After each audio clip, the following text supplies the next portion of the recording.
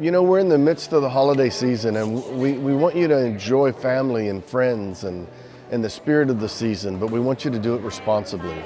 We want you to make a plan as to how you're going to get to your destination and how you're going to return home if you plan on drinking or consuming any alcohol. There are plenty of rideshare opportunities and friends and family that there's no need to get behind the wheel of a car if you don't have all your faculties in place. And this doesn't just affect the driver, it affects the families of either the suspect or the victim families and the devastation that this causes. When Sean speaks, tell his story about how a DWI crash has impacted his life over the last 19 plus years. And a very compelling story it was. The decision to get in a vehicle where someone else was impaired driving, and how that ended up just causing devastation in his life and with his family, having to go through all the therapy and the surgeries and everything he's done, which could have been 100% preventable.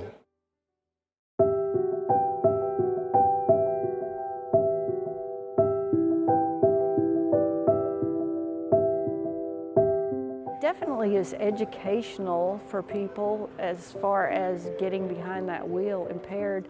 We hope also that people realize that it's not just them that they have to worry about, it's the people coming at them that are a big concern. And ultimately, above all, it's that you can live through the worst possible thing and have a happy life, and that's important to us. That's really important to us. So if we can try to catch those kids young to say, wait, if you're gonna drink, do it later in life. You know, don't let this stop your future by decisions that you make today.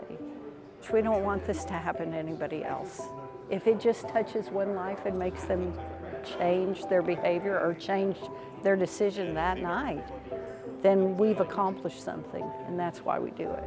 I think it's so important. I think that's the only way we're going to get through to people is education, education, education.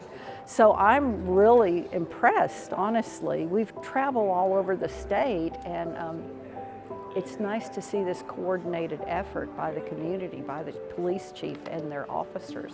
They're so important.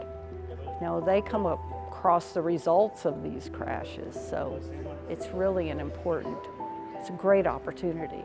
It's been pretty gratifying as far as being able to share with others.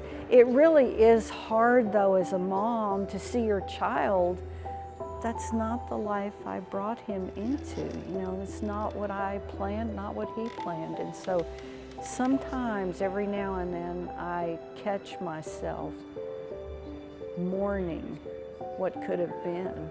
But I'm so grateful for the life that we've made together, the life that he's made for himself. And I worry about the future, like how long will I be on this earth?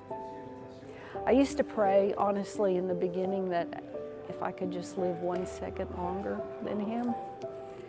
But I know now that he will outlive me, and I worry because I don't know what's going to happen. So that's always a fear. But I have a lot of faith, and he has a lot of faith, and that's all we can do is trust in God. Hi, my name is Sean Carter, and I suffered a traumatic brain injury, or TBI, on March 27th, 2005, when I was 22 years old.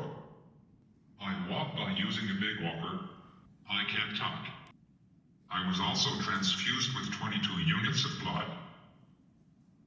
I now have more than 35 scars and 18 pieces of metal in my body, all from one night of partying.